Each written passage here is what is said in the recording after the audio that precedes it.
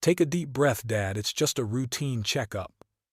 My son patted my shoulder, smiling lightly. When the plane landed in Charlotte, I called him. The line had been blocked. The desk clerk told me, "There's no appointment under the name Benjamin Cole at the VA Center today." I looked around, an old suitcase, a one-way ticket, and exactly $50 in my pocket. A chill ran from my chest to my head. In that moment, I understood my son hadn't sent me for a checkup. He had gotten rid of me to seize the house I built with my own blood and tears. But he didn't know what kind of consequences were coming when he picked a fight with someone who'd survived 3 tours in hell. If you're still here, I'd love to know where you're watching from. Every comment helps this story reach more hearts, and if it moved you, give it a like so others can find it too. I'm Benjamin Cole, 73 years old, a former Air Force serviceman who did 3 tours in Vietnam. All my life I've believed in honor, discipline, and family, 3 things that help a man stand tall even when the world around him falls apart. After I left the service, I lived quietly in Georgia, worked nearly 30 years as a technical consultant for Lockheed Martin, then spent the rest of my time caring for my wife Elaine until she died of cancer. People say I'm stubborn and quiet, but I just believe some things don't need explanations. I survived bombs and bullets, but I never imagined the biggest battle of my life would start in my own home and with the very son I raised with these hands. When I walked out of the terminal, cold wind slapped my face. People rushed by with rolling suitcases, grabbing cabs, making phone calls. And there I was, a 73-year-old man, standing in the crowd with a lost look, my hand gripping a ticket with torn edges. On the VA Center's information board, my name wasn't there.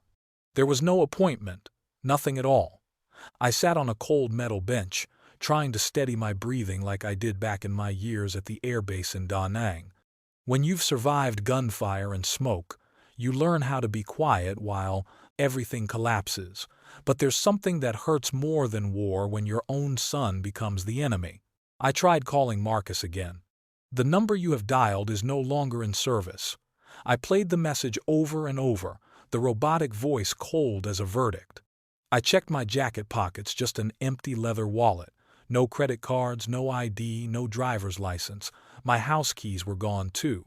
Pain shot through my chest, not from a heart condition, but from an emptiness I'd never known.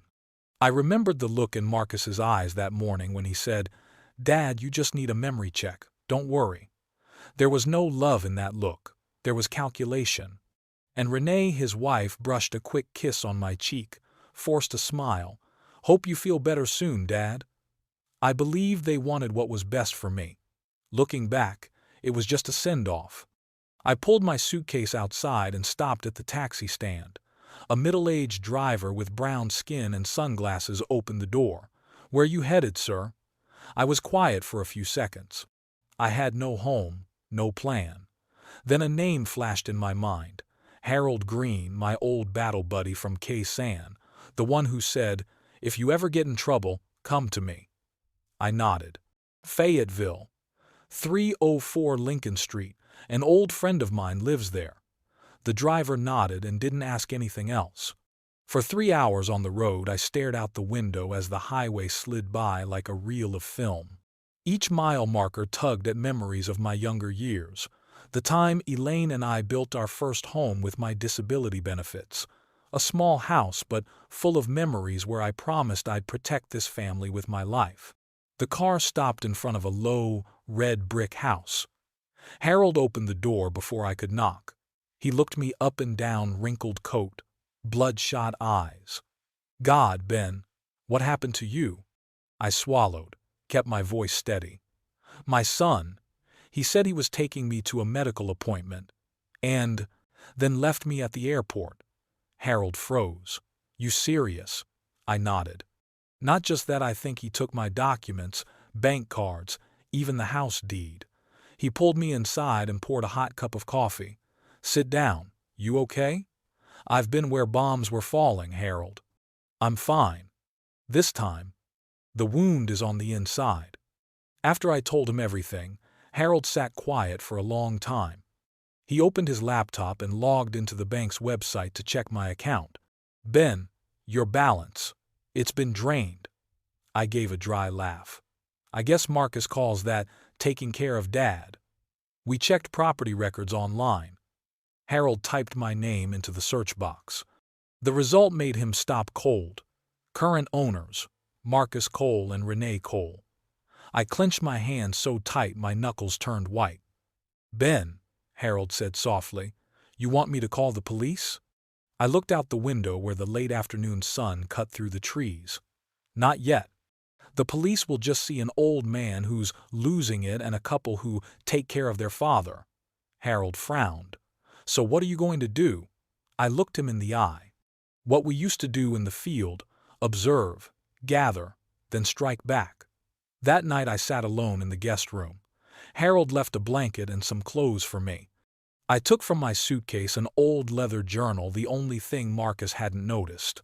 The cover was worn, and inside was Elaine's handwriting. "Write down everything you want to remember." I opened to the first page and wrote, my hand shaky but firm, "Operation Take Back the House begins." The next morning, I woke up early, same habit I've had for decades in the service. I brewed coffee, sat on the porch, and watched the first light cut through a thin layer of fog. Harold came out holding a newspaper. "Fresh news," he said. "The bank sent a notice confirming a request to change the account owner, authorized by Marcus Cole with your signature." I let out a dry chuckle. A forged signature. The boy's clever, but not clever enough to fool a man who's written hundreds of military reports. Harold shook his head. "How long do you plan to stay quiet?" "Until I have enough evidence." I remembered what my commander used to say: "If you want to win, let the enemy think you're weak." And that's exactly what I'd do. At night, I checked my suitcase again. Besides clothes and a few blood pressure pills, there was one precious item left: an old lighter engraved U.S. Air Force 1970. I held it and smiled. Elaine used to say, "That lighter keeps you calm when the world falls apart." Now I knew I needed it again. Before bed, I opened my phone and created a new note. Title: Evidence to collect. 1. Bank statements for the last 3 months. 2. House transfer records. 3. Any communication between Marcus and his attorney. 4. Any recordings about me being incompetent. I knew the road ahead wouldn't be easy. I'd lost my house, my money, and nearly my honor. But there was one thing: they hadn't taken an old soldier's will. And this time, I wasn't fighting to survive. I was fighting for justice. In the dark, I heard the clock ticking, like a countdown to a new battle. I closed my eyes and whispered, "Marcus, son, you think I'm weak, but you're about to learn the strength of a man who's seen hell." I remember clearly the last morning with Elaine. Spring sunlight slipped through the curtains onto her thin hands. I held them tight, trying to keep the warmth from leaving. Elaine opened her eyes, looked at me, and said in a faint voice, "Ben, don't let this pain devour you." Then she smiled softly, as if she already knew I wouldn't listen. After the funeral, the house felt too big and too quiet. Every sound, the clock, the wind through the window, reminded me she wasn't there. I'd never feared a battlefield, but no one taught me how to fight loneliness. Every night I sat in the rocking chair, stared at our wedding photo, and played "At Last," her favorite song. Then the old nightmares came back. Nights in the Vietnamese jungle, gunfire, screaming, the crack of helicopters. I jolted awake, soaked in sweat, heart pounding. PTSD, the thing I thought I'd left behind, returned like a ghost. I started forgetting small things, misplacing keys, losing my reading glasses, leaving the stove on. Dr. Leona Bryant at the VA center advised me to have someone live with me. That's when Marcus showed up. "Dad, why live alone in a big house? Renee and I have a spare room. Come stay with us. I'll handle everything. You just rest." I looked at my only son and felt moved, thinking he wanted to make up for what I'd lost.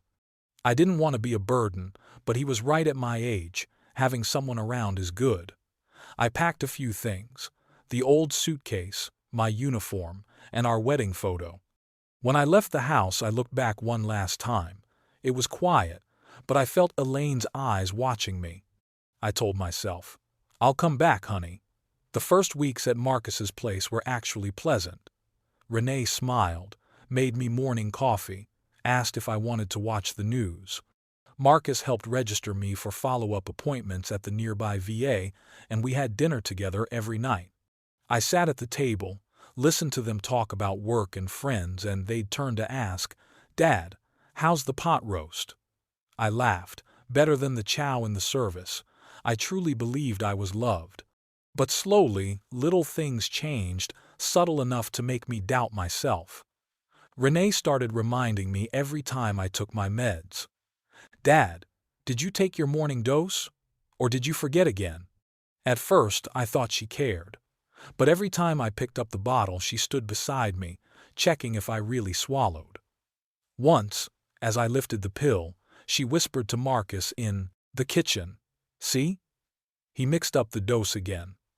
I heard it clearly, but pretended I didn't. After dinner, Marcus often offered to handle the bills. "Dad, let me take care of payments.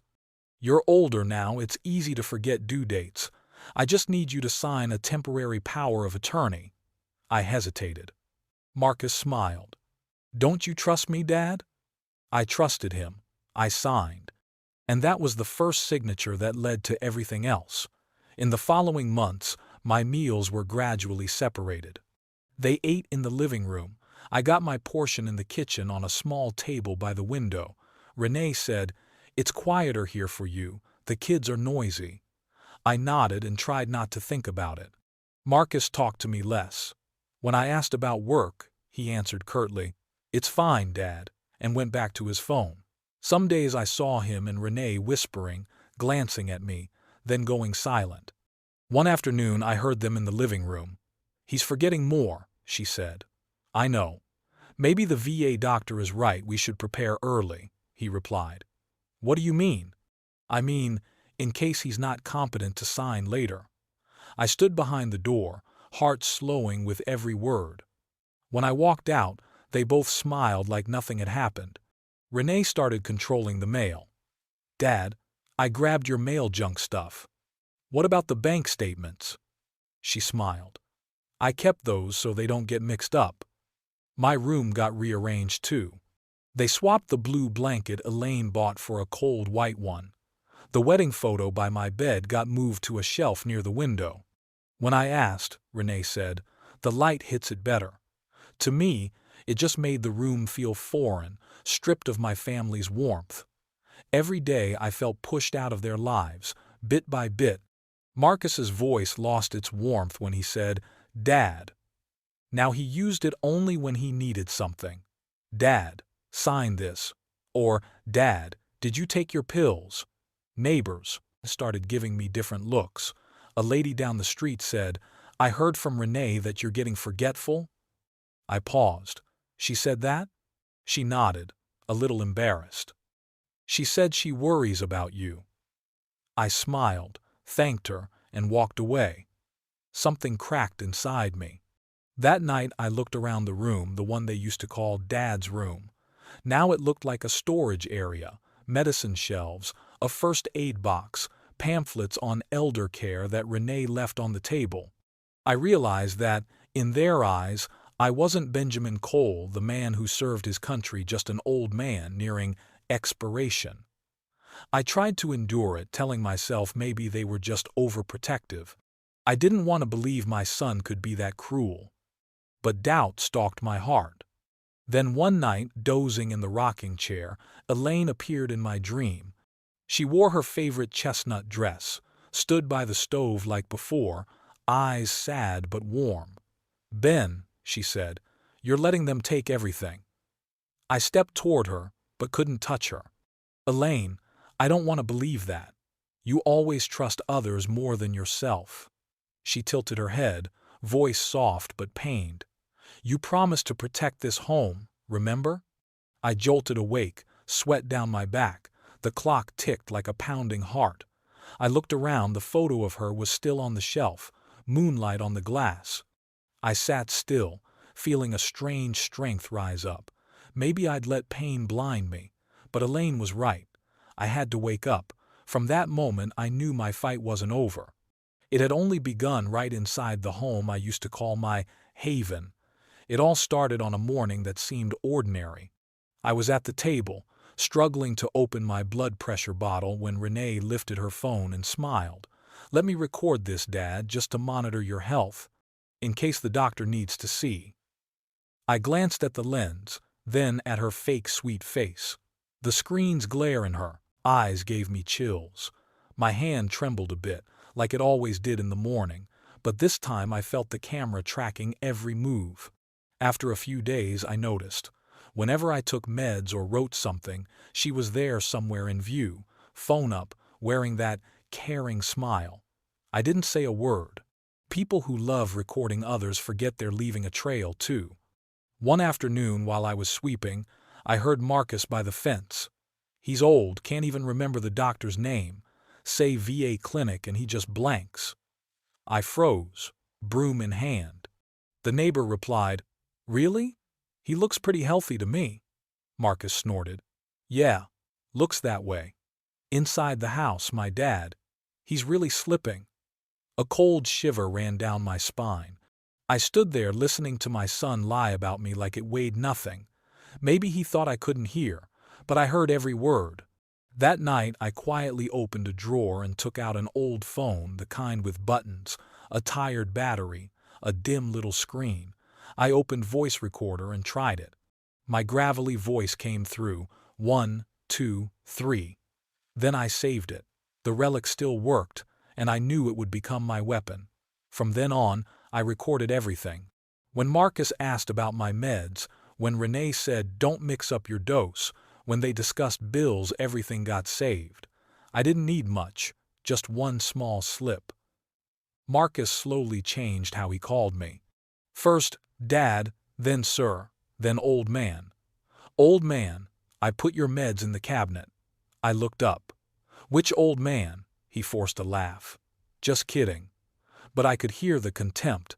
One noon, I watched the veterans' news in the living room while Renee made a phone call in the kitchen.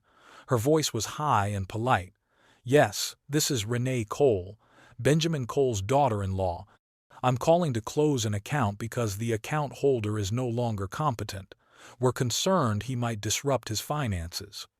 I froze, heart pounding like a drum line. She continued, "Yes, I have power of attorney. I can email a copy." I walked in, keeping my voice steady. "Who are you talking to?" Renee startled, then smiled. "The bank. Dad just verifying some info." I nodded, pretending not to notice. When she left, I checked the recorder in my shirt pocket. The red light was still blinking. The whole call was there. That night I listened back. Her voice was clear, every word, every breath. Not to torture myself, but to etch in stone. This wasn't a misunderstanding. This was a conspiracy. Late one afternoon while I was sweeping leaves, Mrs. Mitchell, the neighbor next door, called softly over the fence. "Ben, I've got something to show you." She looked around, then pulled a folded paper from her pocket. "This fell out of an envelope Marcus took to the post office yesterday. Not sure it matters, but the name looked off to me." I opened it. A photocopy of the property registration, clear as day. Owner, Marcus Cole and Renee Cole. It felt like someone had sucked the air from my lungs. I stared at the line again. My palms went cold. My name, Benjamin Cole, wasn't there. "I'm sorry, Ben," Mrs. Mitchell said quietly. "I don't want to interfere, but I know that house belonged to you and Elaine. I couldn't keep quiet." I nodded, forcing a smile. "Thank you. Please keep this between us." She squeezed my hand, eyes sad. "I understand." I went back inside, shut the door, leaned against the wall. No doubt remained. Every word, every action from the pills to the power of attorney was part of a plan. I remembered the night Marcus brought papers over. Dad, this form just lets me work with the bank more easily. Pay your bills. It's only a temporary transfer so I can help. I believed him. I signed without reading closely. I set the photocopy on the table and stared at my crooked signature. The pen was his. He laughed and said, "Your hand's really shaky, Dad." I thought he was joking. Now I see that was the moment I handed him the keys to my house. I sat a long time, a cold draft running through me. Not fear, betrayal. People can endure a lot: war, hunger, loss, but nothing cuts deeper than learning. Your own blood is plotting to hurt you. In the service, there was an unwritten rule: never betray the man in your foxhole. I used to think that applied to family too. Turns out, I was wrong. I didn't cry. Tears wouldn't get back what I'd lost. I just sat still, breathing slow, the way I used to when I lay on a battlefield waiting for shelling to start. Between breaths, I heard Elaine's voice in my head, gentle but clear. "Ben, don't let them take everything. You're stronger than that." I opened the drawer and took out the old lighter. Under the lamp, the words U.S. Air Force 1970 flashed. I flipped it open. The small flame flickered like a breath. I spoke softly, just loud enough for myself to hear. "All right, Elaine. I won't let them win." I took my notebook, opened to a new page, and wrote with a shaky but firm hand. 1. Gather evidence about the assets. 2. Record all conversations. 3. Contact someone I can trust. I closed the notebook and drew a long breath. The little house suddenly felt strangely quiet, with only the ticking clock, the familiar rhythm of time and patience. For the first time in months, my head felt clear. The truth was out, and now it was my turn to act. I knew it wouldn't be easy. Marcus was educated and knew the law. Renee was sly and sweet. But they'd made one mistake. They underestimated an old soldier. I stood up and looked out the window. Outside, the sunset washed the street in gold. In that light, I saw my reflection in the glass, an old man with white hair and a face full of lines, but eyes still bright, still the eyes of someone who had survived war. Marcus thought I was weak. Renee thought I was senile. As for me, I was just getting ready for the last battle of my life. One overcast morning, Marcus knocked on my door, his voice soft like he was afraid of startling me. "Dad, the VA center in Charlotte needs you to come in for a follow-up. I already booked the ticket. The doctor wants to check your memory again." I looked up and stared straight into his eyes. "Follow-up? How come I didn't hear anything from Dr. Hayes?" Marcus smiled, smooth as glass. "The letter just came yesterday. You didn't get it because the mail was late. I handled it for you." He handed me a color printout with the VA logo in the top left corner, and a doctor's signature forged so well you'd miss it if you weren't careful. It even had the date and time, the hospital address, and an appointment code. Everything looked official, but what made me suspicious was exactly that polish. It was too perfect. Renee stepped in, holding a gray suitcase. "Dad should rest a few days at a hotel in Charlotte after the exam. I packed your meds, a coat, and some snacks." She spoke in a gentle, nurse-like tone. But I could see in her eyes there wasn't any care, only the readiness to send me off.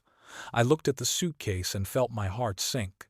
In the service, I was taught, when someone prepares you too perfectly, ask where they're trying to send you. I gave a faint smile. "Thanks. Very thoughtful." Renee put a hand on my shoulder and squeezed. "We just want you to feel at ease. You don't need to bring anything else. They'll handle everything there." The night before we left, I sat in the small room, the desk lamp casting light over the lines on my face.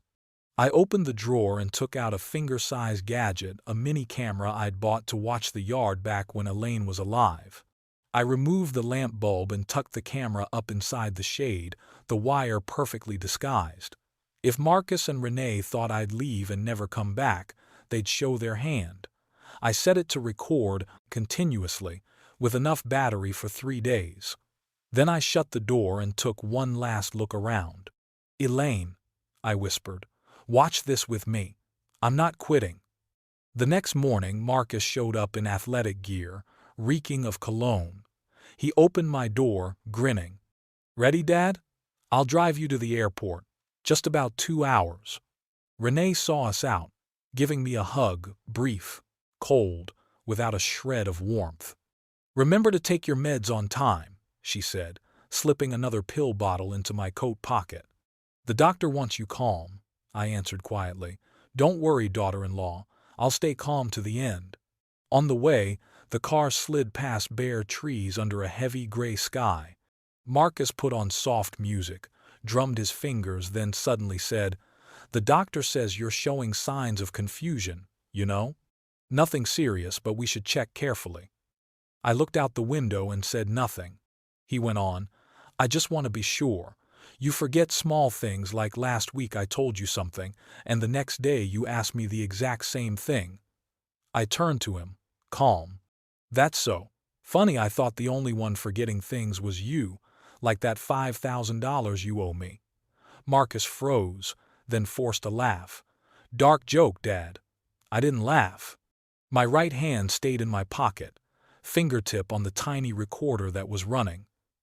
The red light blinked. Every word he said was captured. Near the airport, he slowed down, his voice turning warm. "Don't worry, Dad. I'll wait till you check in before I go. Renee says it'll just be a day or two." "Yeah," I said. "You've arranged everything." We pulled up to the curb. Marcus popped the trunk, took out the suitcase, and set it down.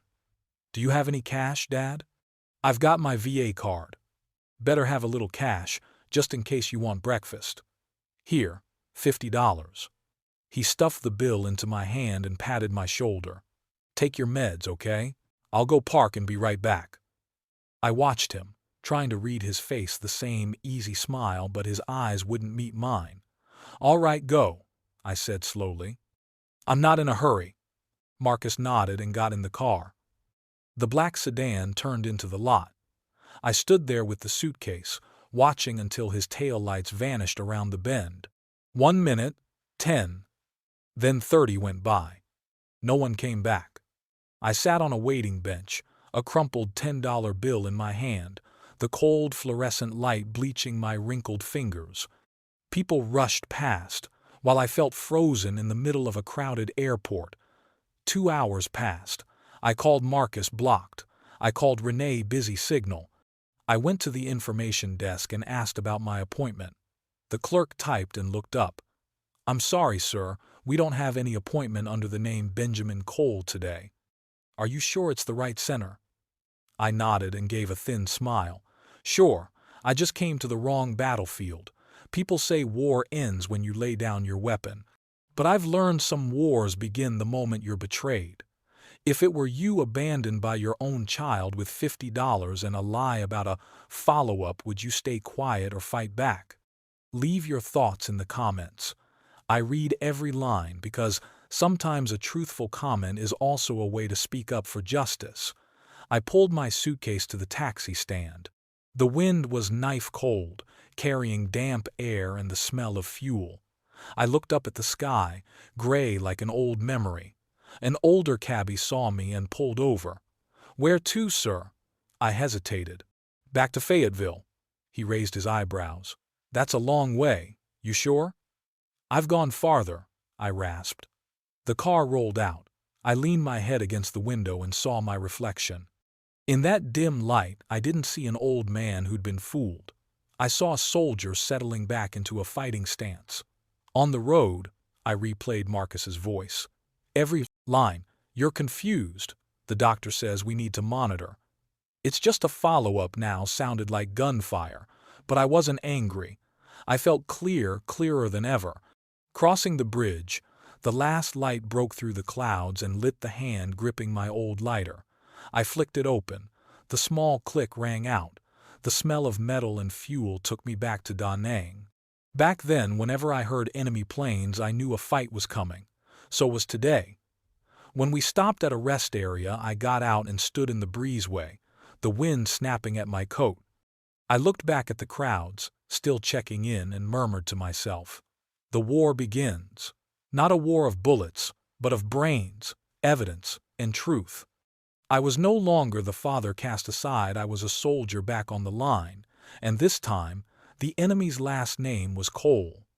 When the taxi pulled up to Harold Green's red brick house, the day was fading.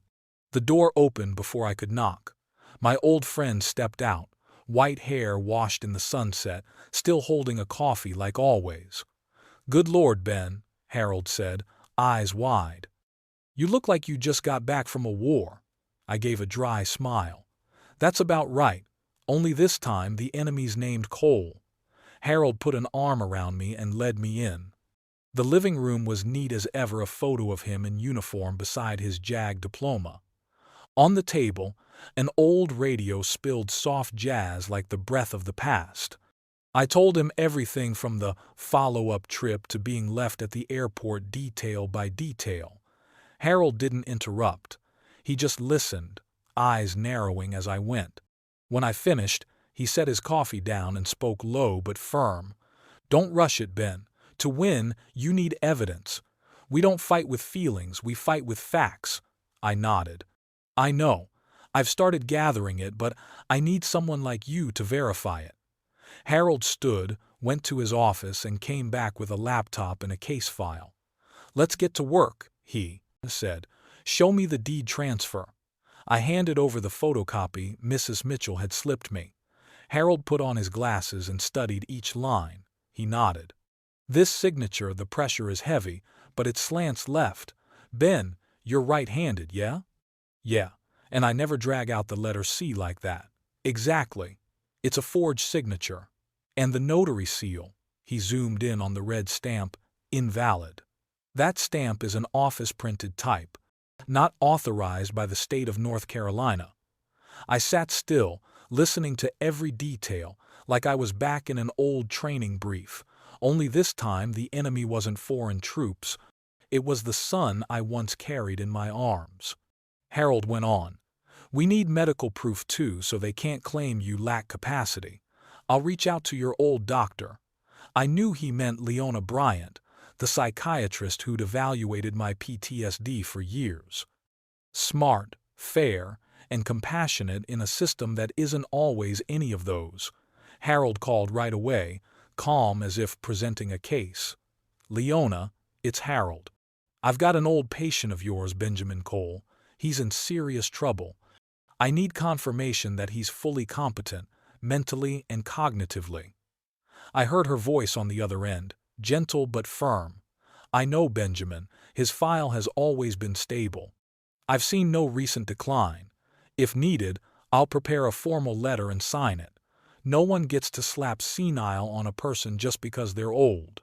I exhaled. For the first time in days, my chest felt lighter. After the call, Harold turned to me. "That's step one. Now map it out: finances, legal, and yes, emotions." "I get the finances and legal," I said. "What do you mean, emotions?" Harold smiled and put a hand on my shoulder. "Because if you let anger drive, you lose the initiative. Keep your head as clear as when you ran a sortie. The enemy reveals himself when you're quiet." That took me back to nights on watch, learning to wait for the radar ping. Victory doesn't belong to the first to fire, it belongs to the one who fires at the right time. We sat all evening putting everything in order. Harold built a plan on his laptop. Goal 1. Confirm legal and mental capacity. Goal 2.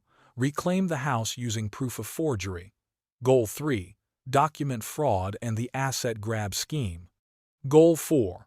Prepare a public legal option if needed. I watched each line appear clear and crisp, like an op plan. Then I told Harold about the mini-camera I'd hidden in the lamp before I left. He laughed, excitement in his voice. "That's a soldier for you, always leaves a fallback. I'm only doing what Elaine told me. Never let someone else write your story." Next morning, Harold loaned me his laptop to pull the footage. I slid the tiny card into the USB reader, heart pounding. A list of files popped up, dates matched the day I left. I played the first video. My room, dim light, and Renee standing by the bed, her voice clear. "You sure? After this trip, he won't be coming back?" Marcus answered, half a laugh. "Positive. I've lined up the notary. Once he's gone, we file and it's done." "What about the bank account?" "I changed the password. He won't remember." I stared at the screen, silent. No gasp, no curse, just a dense, compressed quiet. Harold stopped the video and looked at me. "Ben," he said, "this isn't suspicion anymore. It's evidence." I nodded slowly. "I know. And now they face consequences." Harold leaned in and poured more coffee. "What's your first move?" "I'm not making one yet. I want them believing I'm still lost somewhere, don't know who I am." "And you," I said, locking eyes with him, "you're going to help me turn this house into a forward base." Harold smiled and nodded. "Deal. We built a radio site in the woods once Fayetteville HQ is nothing. We clinked coffee mugs. The taste was bitter but familiar, the bitterness of experience, of people who've lived long enough to know victory doesn't come from force, but from persistence." I stood and looked out the window. Cold wind moved through the bare branches. The sun slid behind the roofs. In that moment, I could almost feel Elaine behind me, a hand on my shoulder, like the day she sent me off to war. I turned back to Harold. "I'm not treating PTSD anymore." He looked up, waiting. "I'm treating betrayal." Harold smiled, the smile of a man who knows the real fight has just begun. "I started from zero, no house, no honor, and almost no money. But to an old soldier, nothing has never meant no way." Early the next morning, I sat in Harold's office and used his landline to call the bank where Marcus once helped manage my account. The rep on the other end spoke gently but hesitated. "I'm sorry, Mr. Benjamin. This account is currently managed by the legal designee, Marcus Cole." I answered evenly. "I'm the original account holder. I want the last 12 months of statements, and I have a capacity letter from my doctor. I'll send it today." Her voice shook a little. "If you have that letter, we're required to fulfill your request." "Good," I said, "and send the statements to my new email, no one else." 3 days later, a thick packet arrived. When I opened it, my heart sank. Over more than a year, $38,000 had been withdrawn bit by bit in multiple transactions, mostly at places I'd never set foot in, jewelry stores, fashion boutiques, and even a down payment on a BMW. I set the papers on the table and said just one thing. "Harold, I can't call this a mistake anymore. This is a crime." Harold nodded, the look of a man who'd worn a uniform. He opened his laptop, pulled up the state court form, and typed line by line, "Elder abuse and financial fraud, case initiation." With every keystroke it felt like I was hammering nails into the very trap Marcus and Renee had set for me. "We need more medical proof," Harold said, "so they can't hide behind the senile old man excuse." That afternoon, Dr. Leona Bryant called back. Her voice was gentle and professional. "Benjamin, I just sent the letter to Harold. It clearly states you're fully competent and capable of making your own legal decisions. I also signed it electronically to avoid any doubt." I answered softly, "Thank you, Leona. You might not realize it, but you just saved a soldier one more time." She gave a small laugh. "You once saved an entire company. I'm only paying back a small debt." The certificate was printed, signed, sealed, and sent straight to Harold's law office. Piece by piece, the plan was coming together. A week later, I told Harold, "I need to go back to the old neighborhood."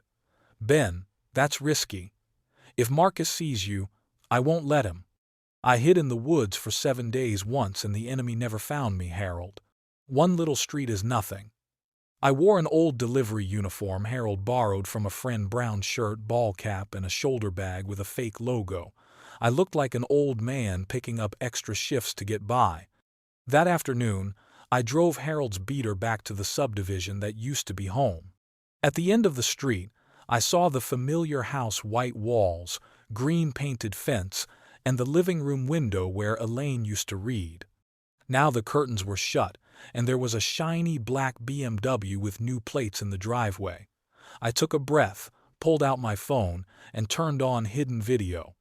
I walked up and knocked like a real courier. "Hello, I've got a package for Marcus Cole." Renee opened the door with a rushed smile. "He's in the backyard. I'll grab a pen to sign." I leaned and glanced over, seeing Marcus standing by the car, grinning. "Finally, it's our house, Renee. Nobody else in the way." "Nice work," she said, wrapping her arm around his neck. I kept the phone steady in my jacket pocket and filmed everything. That line, "our house," would be the most valuable piece of proof. As I left, I looked back one last time. Not with hatred, but with the cold focus of someone who knows victory waits for the right moment. That evening, Harold and I reviewed the footage. He finished watching and patted my shoulder. "Enough. With the old recordings and this video, we've got the base for a fraud charge." I nodded. "I don't want them in prison because of me. I just want them to understand there's a price for betraying the person who raised you." Harold looked at me, voice slow and steady. "And you'll make them pay with the only thing they can't buy back, the honor they threw away." We kept building the operation. I opened a new bank account in my name only, no power of attorney for anyone, and moved all my Lockheed Martin pension into it. "From now on," I said, "not a single penny of mine lands in their hands." Harold chuckled. "Like cutting off the enemy's supply line. I'm just doing what I learned in the field, cut logistics. The enemy collapses."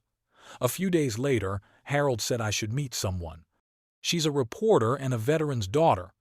Name's Sandra Moss. She writes for Veterans Chronicle, focuses on injustices against veterans. If you want this exposed, she's the one." We met at a small cafe near downtown. Sandra was in her 40s, brown hair tied back, sharp, intelligent eyes. She shook my hand firmly. "Mr. Cole, I hear you have a story a lot of people need to hear." I gave her the statements, the fake deed, the video, and the doctor's letter. She went through them in silence for a long time, then said quietly, "You weren't just scammed, your honor was stripped.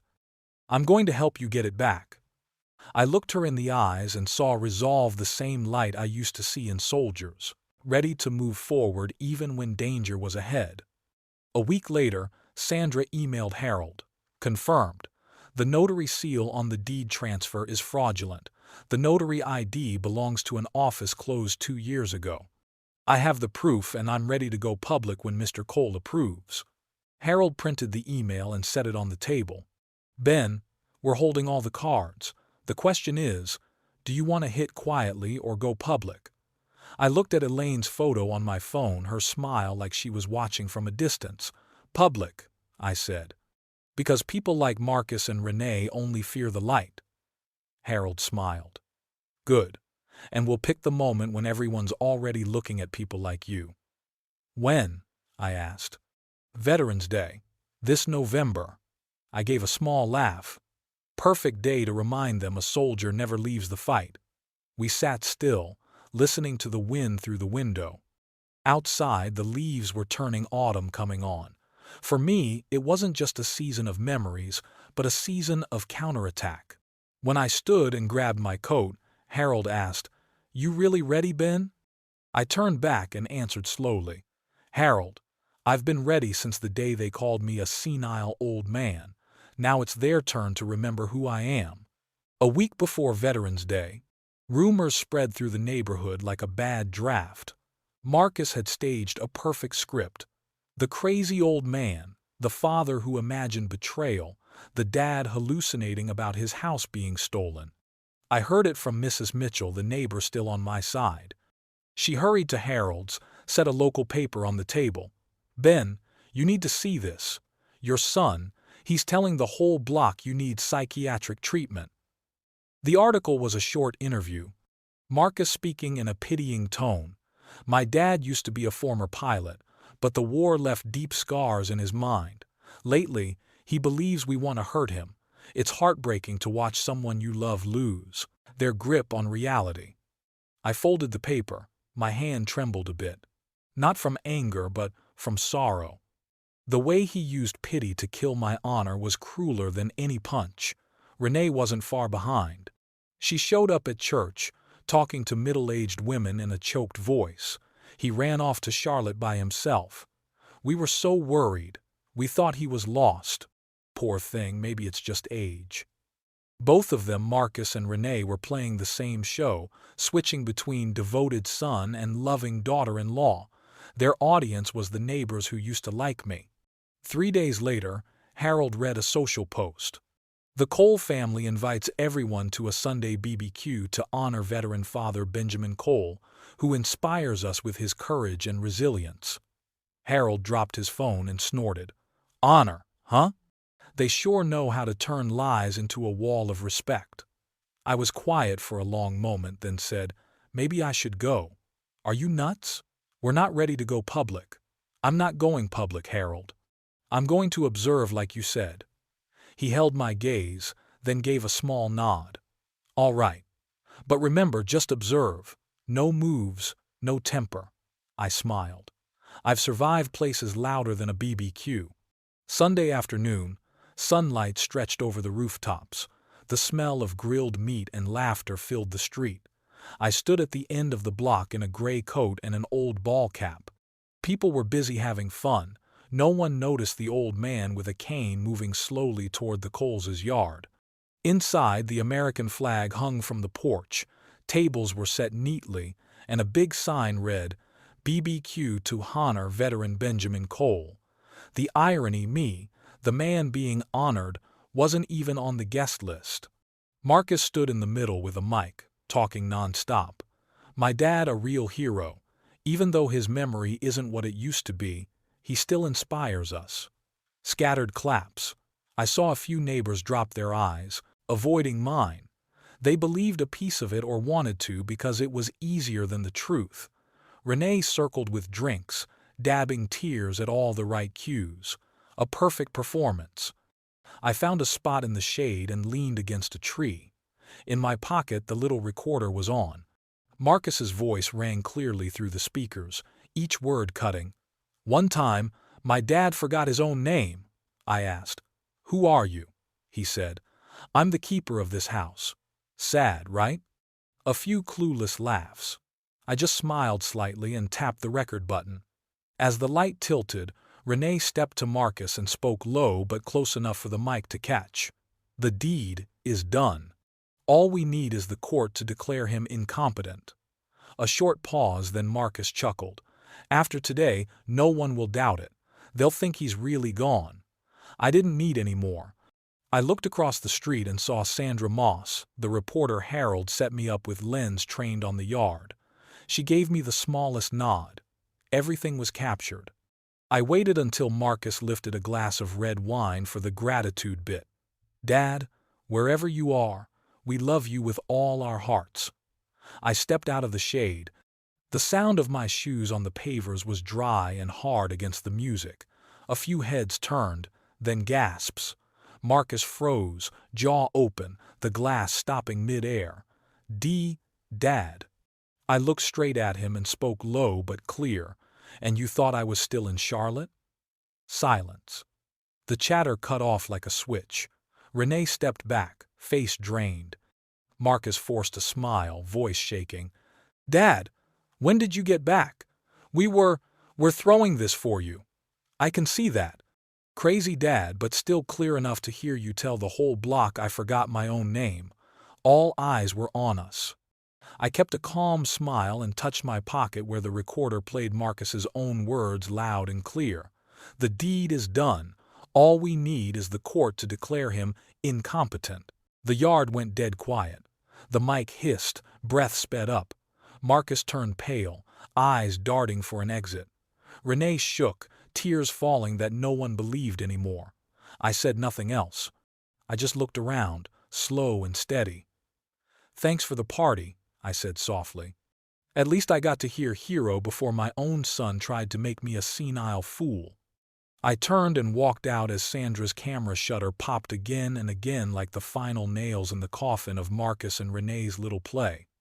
At the gate, Harold was waiting in the car, pride and worry sharing his face. "You executed perfectly, Ben," he said as I got in. Not a word wasted, just the truth. In the rear view, I saw Marcus sink to his knees and Renee cover her face. "Harold," I said quietly, "you know what breaks people in war? Not bullets. It's when they realize the other side is still standing." Harold chuckled. "So who's not in their right mind now, Ben?" I stared at the road as the evening light slid over the glass. "Don't know, but I know their show just closed." 2 days after the BBQ, Harold sat in his small office, the light sharpening his serious face. He plugged in the drive with the photos and videos, opened file after file, and sorted them carefully into the case folder. Every picture, every clip was a bullet not to kill, but to punch through the wall of lies Marcus and Renee had built. "We've got everything: visuals, audio, medical confirmation, and witnesses," Harold said, voice even and cool. "Time to file with the county sheriff." That morning we drove to the Cumberland station. The sheriff, a middle-aged man and a veteran himself, sat quietly through the evidence. He said nothing for 10 minutes, then nodded and spoke slowly. "Mr. Cole, I promise we'll handle this carefully. You deserve the same respect as any service member who served this country," I answered. "I don't need respect. I need justice." Harold left the file. I stepped outside and drew in the cold November air. On the drive back, Sandra called. "I've got news, Ben," she said, excited. "The Veterans Day Parade Committee just announced this year's Grand Marshal is ill and they need a replacement. I nominated you." I laughed. "Rough." "Me? I'm just an old man his son threw out of his own house." "No," Sandra said. "You're a symbol of a generation that doesn't bow to injustice. You need to show up so your story isn't just your pain, but a voice for those forgotten." I sat silent for a while. Grand Marshal sounded far away and heavy, but maybe this was the chance not only to get my honor back, but to tell the truth. When the news got around, Marcus heard. He called Harold, cheerful. "Heard Dad got picked as Grand Marshal. That's great. We're ready to support, happy to help with prep." Harold kept it cool. "Good. Come on over." After hanging up, he turned to me and grinned. "He thinks it's a PR chance. He has no idea the next brushstroke is the law." While Marcus busied himself helping, Harold finished the legal prep. The court approved a temporary restraining order. Marcus and Renee had to stay 200 meters away from me. It would be served right after the parade, along with charges for elder abuse and financial fraud. Dr. Leona Bryant also agreed to appear at the event not as a friend, but as an expert witness. She'd read a statement confirming I was fully competent before hundreds of people and a sea of cameras. The closer the day came, the more time felt compressed. I sat for hours in Harold's small room and pulled out my old dress uniform, olive green, a little faded. I brushed every button and polished each metal. My hands trembled, but my heart didn't. I knew I was getting ready for the last battle of my life, a fight without bullets, where every word and glance would carry the weight of a round. The night before, I sat alone at the table and opened the old notebook where I'd written letters to Elaine when I was deployed. I took a pen and wrote, slowly, "Elaine, today I'll reclaim our honor, not just mine, but for those who still believe in love, family, and honesty. I'm not afraid anymore. You once said real victory is when we stand up even if no one believes in us. Stay with me, like you always did. That's all I need."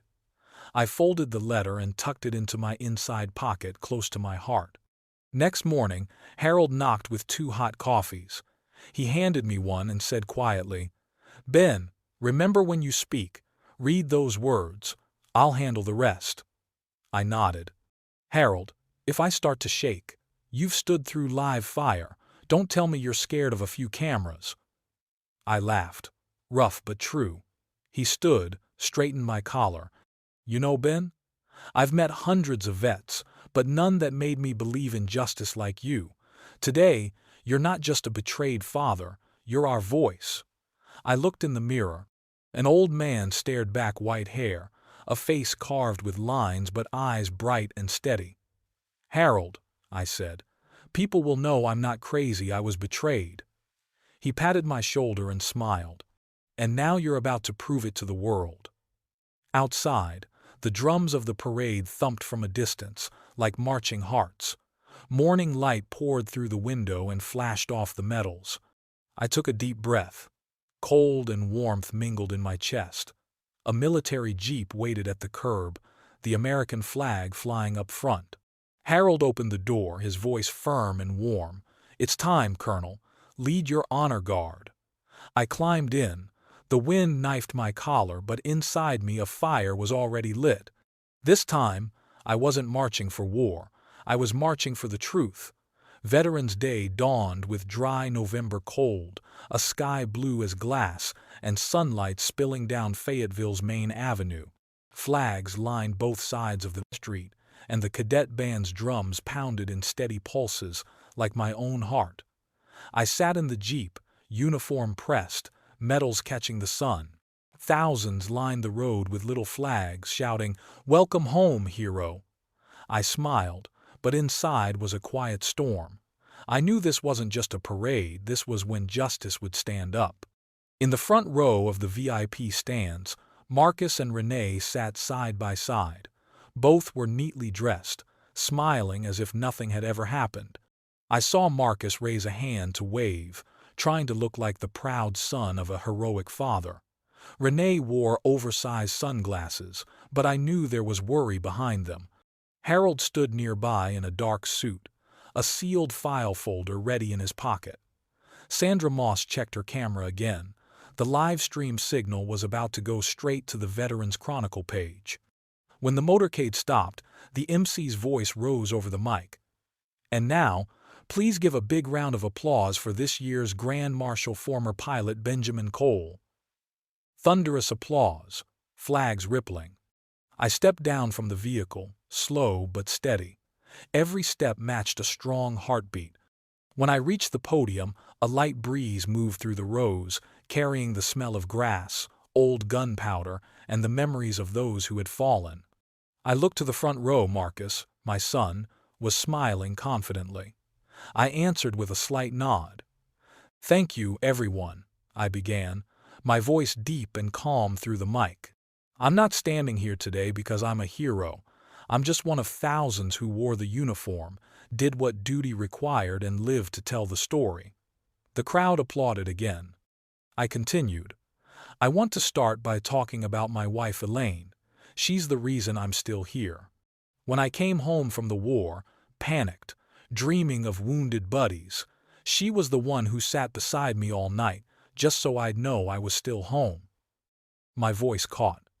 A few people bowed their heads, some wiped away tears. I took a deep breath and looked straight ahead. But today, I don't just want to talk about war. I want to talk about another kind of battle, quieter, colder. A battle many of us, the elderly, the veterans, are facing inside our own families. The air tightened. Marcus raised his eyebrows. Renee gripped her hands. I paused a few seconds, then went on.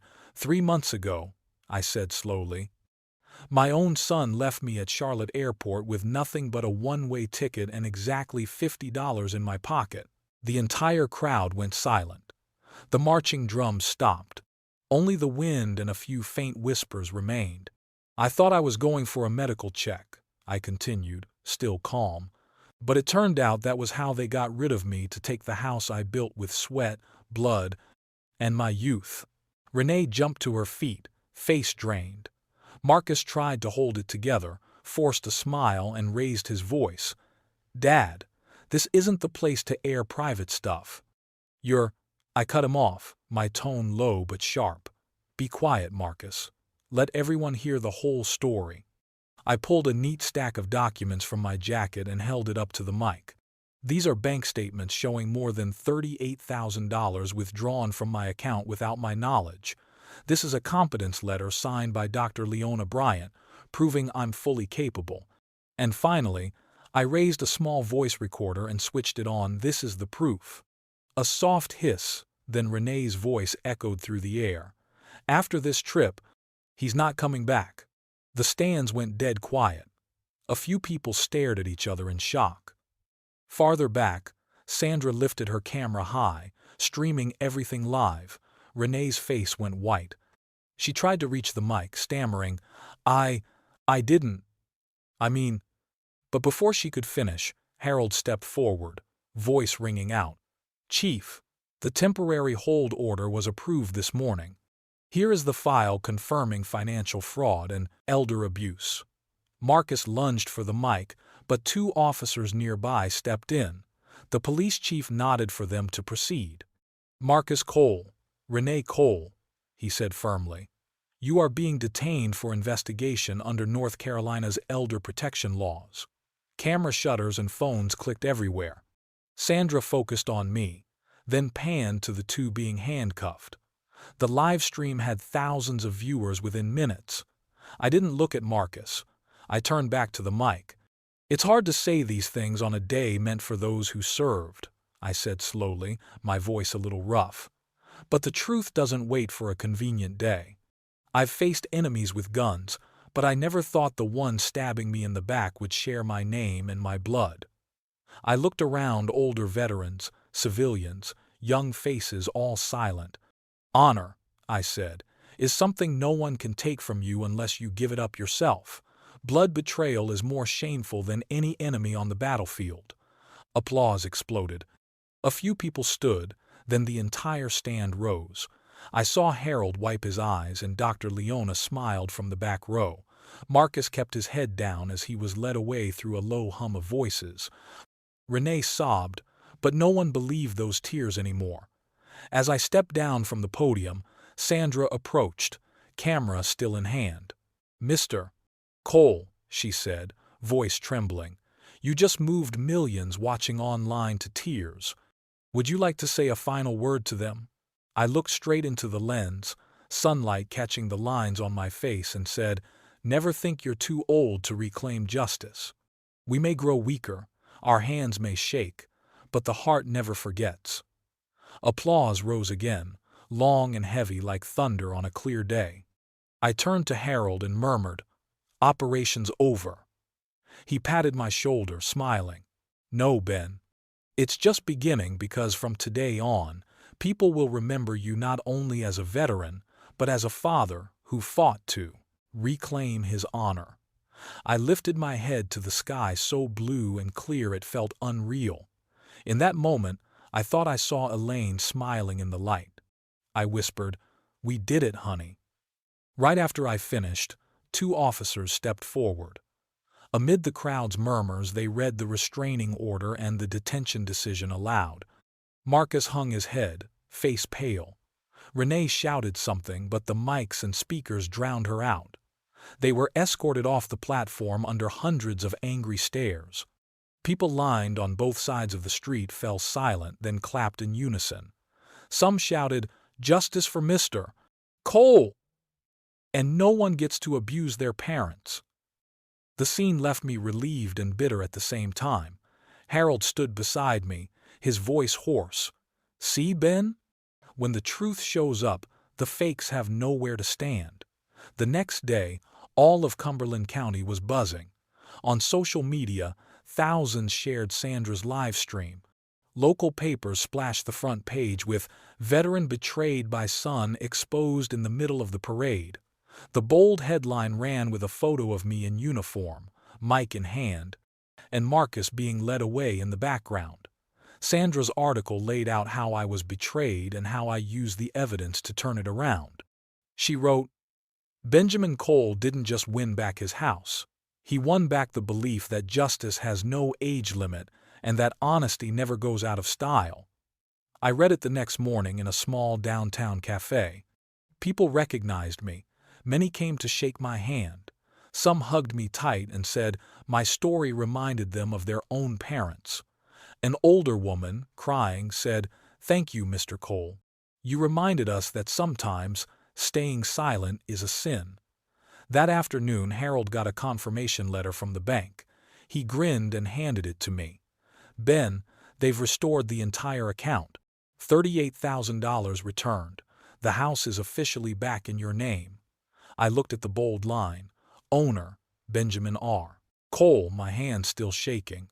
I couldn't say a word. I just gripped Harold's shoulder. A few days later came more news. Marcus was suspended from his city construction job for conduct that harms the organization's integrity. Renee lost her high school teaching contract. She'd taught psychology there. The court moved quickly with a public hearing. With the evidence so clear, there was nothing to deny. The judge ruled. Marcus and Renee Cole must repay all financial losses and complete 300 hours of community service at the VA facility serving elderly veterans. I sat in the courtroom, neither smiling nor gloating. When I saw Marcus bow his head and quietly sign the judgment, I just felt sorry for a son who chose greed over filial duty. After the hearing, Dr. Leona Bryant found me and gripped my hand. "Benjamin, you won not just on the battlefield, but in the realm of the mind.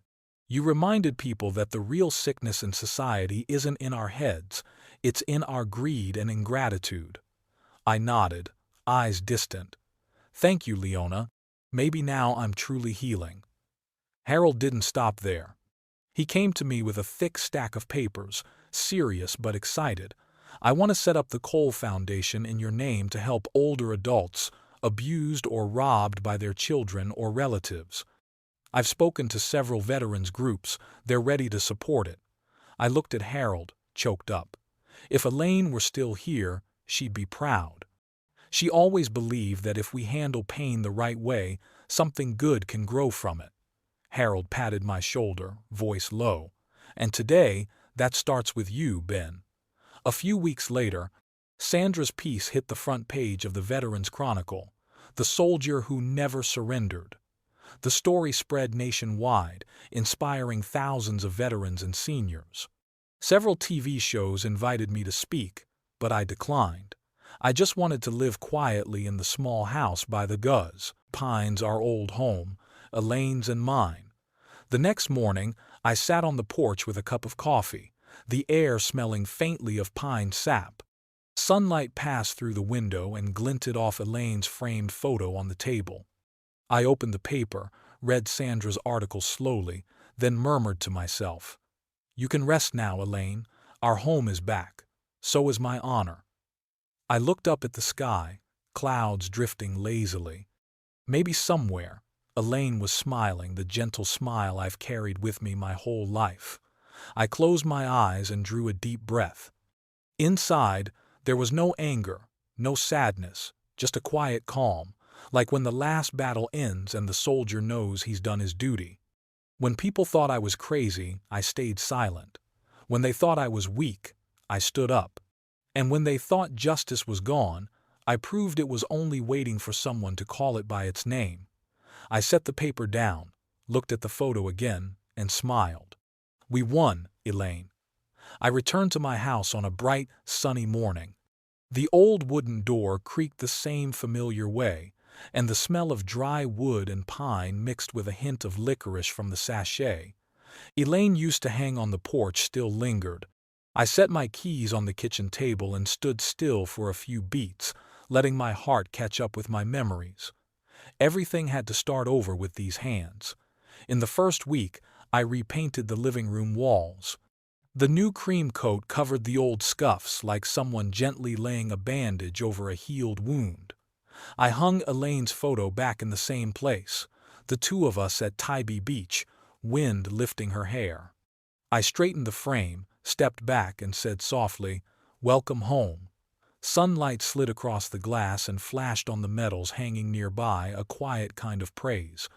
Tony Harold's grandson stopped by most afternoons, pushing the mower in loops around the yard. He's about 16, tall and lean, bright eyes. The first time he raised a hand. "Grandpa Ben, I'll finish the edge by the fence." I laughed at how he called me, no fuss, no hesitation. I poured 2 lemonades and set one on the step. He gulped his down, then asked, Want me to paint the fence too? I nodded. We didn't talk much. The mower's hum and the sparrows in the pines filled the gaps. At my age, simple help is the finest gift. Dr. Leona stopped by after a medical board meeting. She sat across from me and opened her notebook. "How's your sleep, Benjamin?" I said, much calmer. She smiled and wrote a few lines. Marked emotional stabilization. PTSD symptoms significantly reduced after removing chronic stressors. I chuckled. "Doc, that sounds like one of my old flight reports." She closed the notebook. "Back then you flew out of fire. Now you're flying out of lies. Both are hard." In the afternoon, I opened the leather journal Elaine gave me, sat by the window, and started the first lines of the memoir I promised Harold. No battlefield is as brutal as greed inside a family. The pen moved slowly, but steady. I wrote about the whispers behind doors, a one-way ticket, about 50 crumpled dollars, and Elaine's words in my dream. Each page felt like planting a small mile marker on the road back to myself. Harold kept his word. Once a week he brought fresh roasted coffee and a few printed files. We sat on the porch, watched Tony mow, and talked about the Cole Foundation. "We've got 3 cases this week," Harold said, sliding them over. An elderly woman whose daughter-in-law kept her pension card. A veteran with mild dementia being pushed by siblings to sell his car. An old man tricked into signing bank power of attorney. I read each case and signed where I could help: a small grant, a legal appointment, a counseling session at the VFW. Harold said, "Your name is a signature that means something now." I answered, "I just want that signature to lock the door others tried to break." One Sunday afternoon, the church hosted a fundraiser for the VA. I met Patricia Moore there, a Navy veteran's widow with short silver hair and amber eyes. We stood by the bake table, both reaching for slices of apple pie. Patricia said, "You're Mr. Benjamin, right?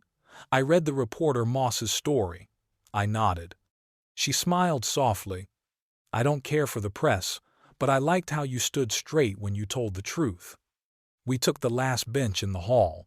Patricia told me about her husband, seasick more than drunk, and the nights she lit a candle, read her Bible, and waited for his steps at the door. I told her about helicopters in my dreams and how I relearned to fold my blanket every morning as a hello to the dawn. On the evenings after that, Patricia would stop by now and then with a cornbread or a bundle of dried lavender. We drank tea and listened to Louis Armstrong on the old radio. She asked, "Are you still angry?" I shook my head. "Anger only feeds the dark. I choose to turn on the light." She was quiet for a moment, then said, "Once, my relatives wanted to sell the family burial plot and split the money. I refused, and they said I cared more about the spirit than the body. I told them, if we don't keep the spirit, where is this body supposed to go?" I looked at her and saw a quiet kind of toughness. "We talked about faith," I said.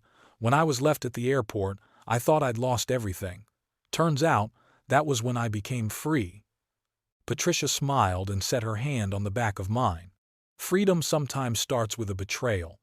That line settled between us like a warm thread. I suddenly understood why the pines in the backyard still stand straight through storm after storm. The wind just teaches them to root deeper. Late at night, the house was still. I walked through the living room. Elaine's photo glinted. I stopped, touched the edge of the frame, and whispered, "I've kept my word." Outside the window, the horizon hummed with light. The sun wasn't up yet, but the dark was thinning. I opened the door. The cool breeze hit my face, carrying the smell of fresh-cut grass and pine resin. In the east, a pale ribbon of light was tying the sky back together. I stood there a long time, listening to my heartbeat, steady and calm. Behind me, the house had returned to what it truly means, a refuge. In front of me, the sun was rising. I nodded to myself, then went back inside and made 2 cups of coffee, one for me, and one set beneath Elaine's photo, like every morning we used to share. At my age, peace doesn't come from silence. It comes from calling each thing by its right name and choosing to move forward, gently but firmly. A year later, on a windy November afternoon, the first awards ceremony of the Cole Foundation was held at the Fayetteville Veterans Hall. The room was bright, American flags hung by the stage, and plaques listed the seniors who'd been helped over the past year. I sat in the front row, uniform pressed, medals pinned neat on my left chest. Harold took the podium, read the names of donors, then smiled and invited me to speak. I walked up slowly, my voice carrying softly through the room's speakers. Thank you to everyone who believes older folks can still fight for the truth. Sometimes the only thing we need isn't strength, it's the belief that justice is still worth standing up for. No one spoke for a few seconds, then the whole room rose to applaud. A few veterans wiped their eyes. I bowed my head slightly and stepped down, feeling lighter than ever. That night, back home, I opened the mailbox and found a brown envelope. The handwriting was messy, from Marcus and Renee. Inside was a short letter. They apologized, said they knew they were wrong, and were trying to rebuild their lives.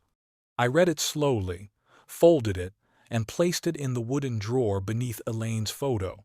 I didn't resent them, and I didn't forgive them. I simply let go. The living room is warmer now. On the wall across from the window I hung 3 purple hearts, with a small brass line beneath, for those who never surrender to betrayal.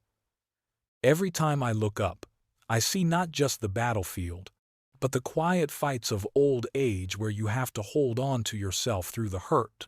A few weeks later, when Sandra Moss came to interview me about the foundation, she set the camera in front of me and asked, "If you could send a message to people going through the same thing, what would you say?" I looked straight into the lens, my voice low and steady. If you've been betrayed by family, remember justice still exists. You're not weak, you're being tested. Every wound becomes a scar, and scars are proof you survived. I paused, smiled, and topped off my coffee in a mug with the American flag. Thank you for listening to my story. I'd like to know where you're from. Leave your city in the comments, because I always want to know who I'm talking to in this big world. If this story touched you, hit like, subscribe, and stick around for the next journeys of people who stood firm through adversity. Every share you make might help someone else find their faith again. I sat a little longer, listening to the wind through the pines on the porch, blended with the old jazz playing on the radio. The warm light from the table lamp fell across Elaine's photo. She was still smiling, gentle as the first morning we met. I lifted my cup, closed my eyes, and let the warmth spread into my hands. My battle was over, but I know many are still fighting quiet and steady, like unnamed soldiers in everyday life. Before the camera shut off, I said one last line, a goodbye as soft as a breath, holding everything I've learned. A soldier never surrenders, especially when the battle is to keep your dignity. The light faded. The jazz ended with a warm, low trumpet. And in that quiet space, I felt Elaine, justice, and myself all finally home.